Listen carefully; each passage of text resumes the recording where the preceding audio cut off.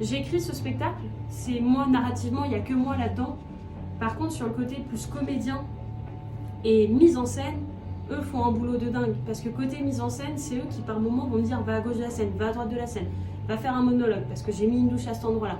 Et donc, n'étant pas hyper bonne en mise en scène, c'est pas spécialement mon point fort, que ce soit en spectacle solo ou collectif d'impro, eux me permettent d'avoir cette facette metteur en scène où je vais exploiter l'entièreté de l'espace en fonction des lumières qui sont mises. Sur la facette comédienne, ils me permettent, par une musique qu'ils ont pu mettre à un moment, je me dis ah putain, ça c'était la musique de ce personnage qui kiffait bien, je vais revenir dessus.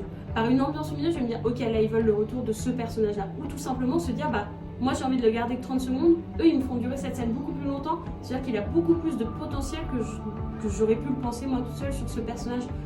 Donc ils sont aussi là en fait pour m'influencer sur la partie comédienne et sur la partie auteur. Tout se passe énormément dans ma tête, mais en même temps le temps d'écriture c'est aussi eux qui vont juger quand est-ce que ça s'arrête. Donc je suis seule sur scène, mais en réalité je ne suis pas totalement.